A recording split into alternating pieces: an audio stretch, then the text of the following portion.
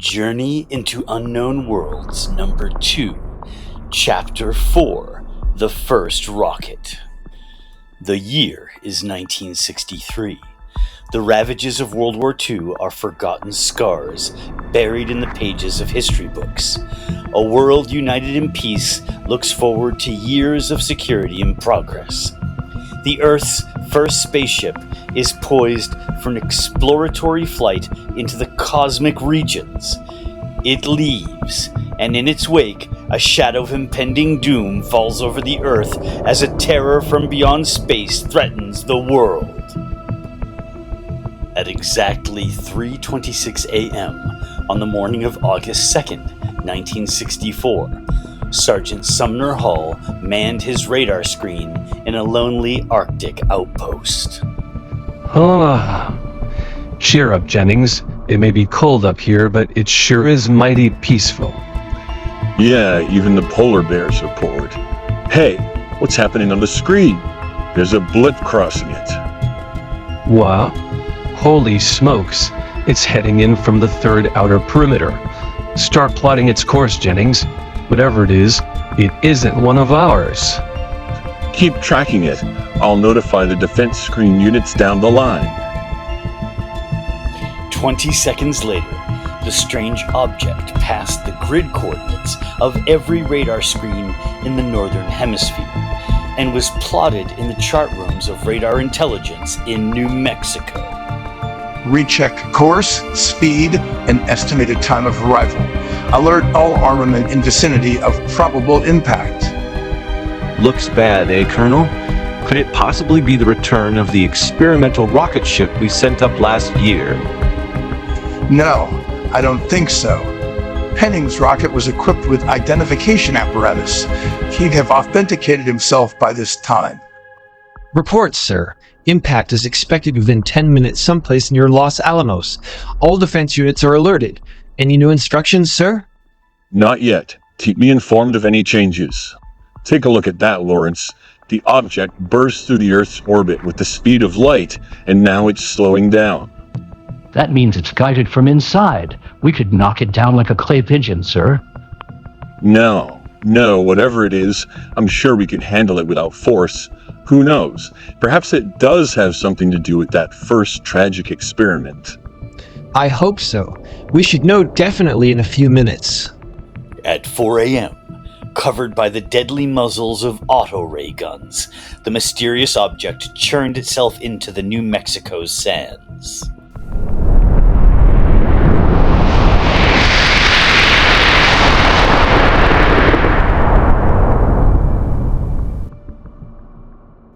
Keep your guns trained, men. Tompkins, Ryan, come with me. The rest of you cover us. Holy cats! The inside is melted to slag. Whatever was in this thing ain't in it anymore.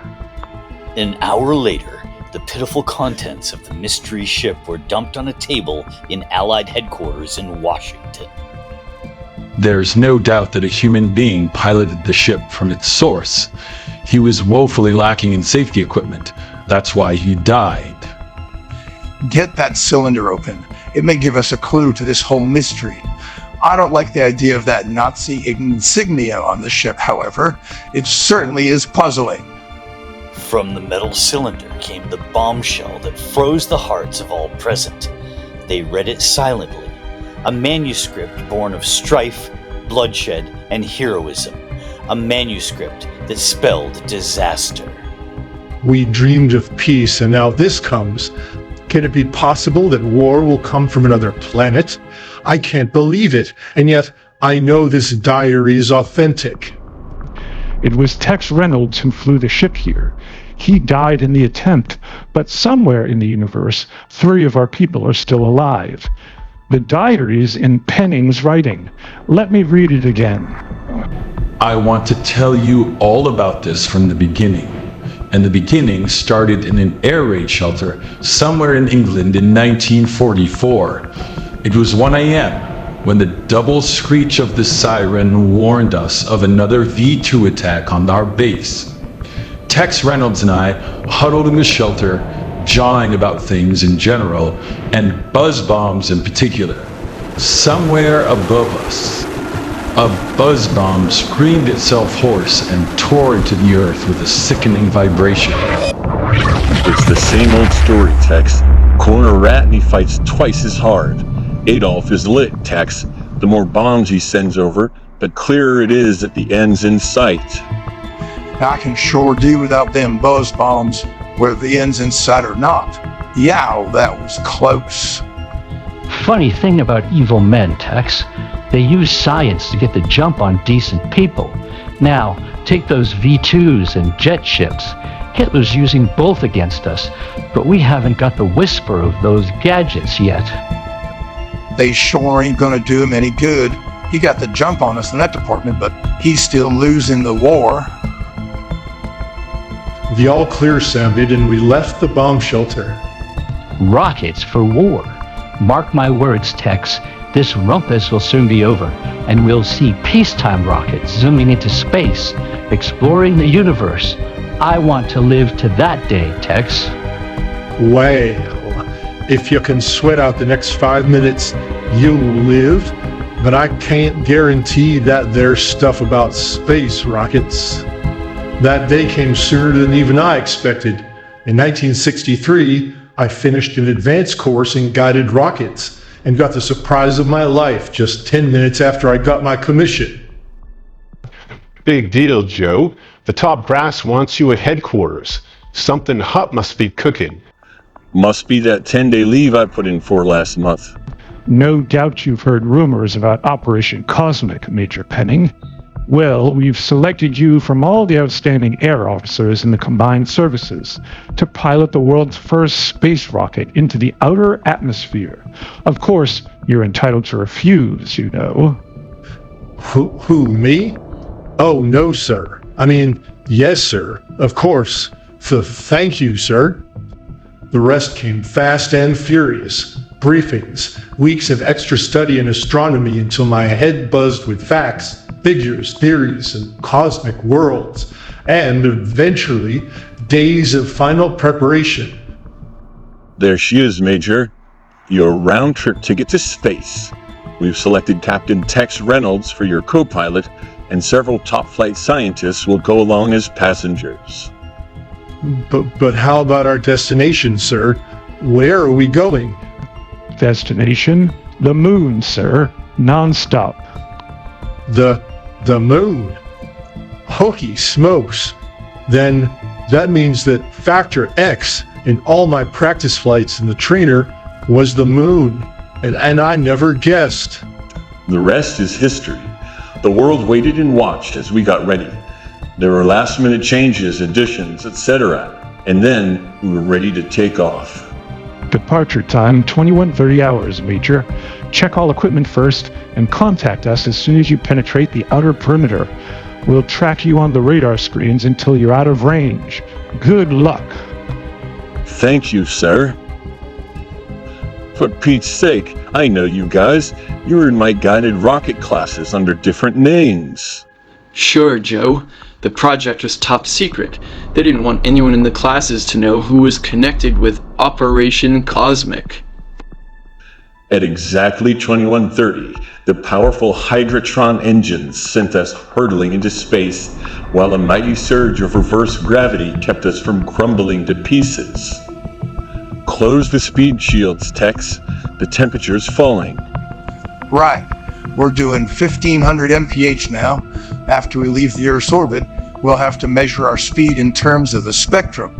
We'll be traveling with the speed of light. 10 minutes later, we were racing into the future, while the past dropped behind us in days, weeks, and months.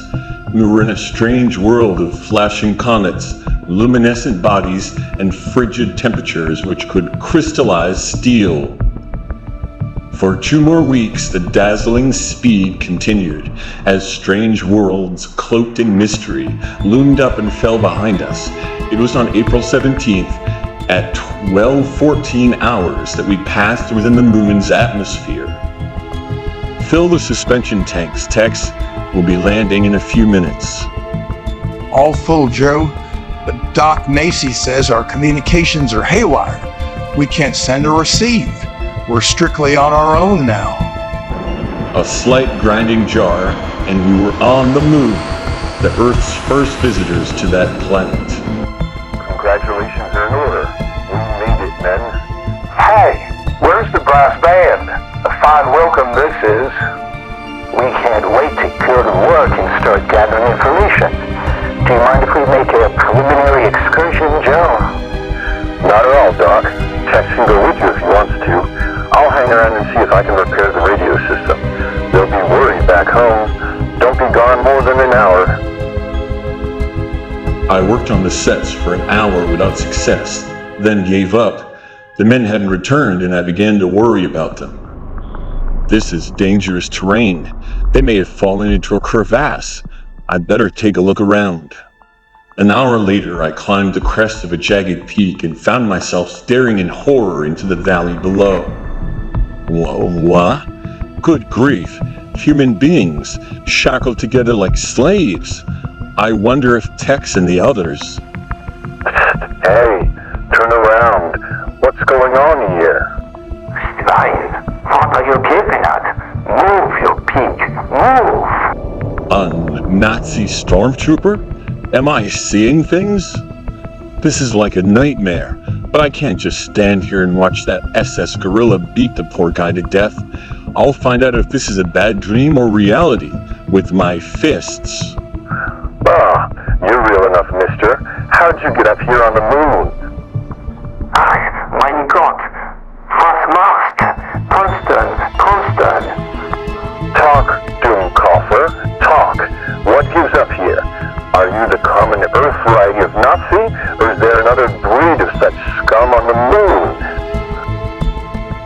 Suddenly, I felt my body go numb, as though an injection of ice were running through my system. My vision blurred, and a black curtain dropped across my brain. He's kaput, finished. That takes care of a little expedition of Americans. Take him to Gestapo headquarters. Herr Heinz will be anxious to question you. You are a powerful man, Major. We've been beating and questioning you for 16 hours now, and still you refuse to talk. Name, rank, and serial number, that's all. We learned how to talk to you guys during World War II. Maybe you ought to do some talking yourself. What goes on here? This one is the leader of the expedition. Take him to the Führer. Perhaps our Führer will answer your questions, Major. So he's here too, huh? That business of the Berlin bunker was a lot of baloney. We heard plenty of rumors that Adolf had escaped, but I never believed them. Jawohl, I escaped to live again. German culture and science brought me here, and Germany, and Nazi Germany, shall this time rule not just the puny world, but the vast universe. I had hoped you would tear each other's throats out after the war, but somehow you made peace among yourselves. Now I will destroy that peace. Here, there is no human element to consider. I invaded the moon, rendered its inhabitants helpless, and I will now turn them against the Earth. It took the lives of millions of human guinea pigs to develop the drug which makes automatons slaves of human beings, but it is done. You murdering madman! The Earth is still trying to hide the corpses you left at Belsen, Arschwasham, Buchenwald. You'll perish in the cremoriums you have made, even here on the moon. Further swine into the pit for his friends. Well, I've been here for months. I've lost all track of time, but we still have hopes.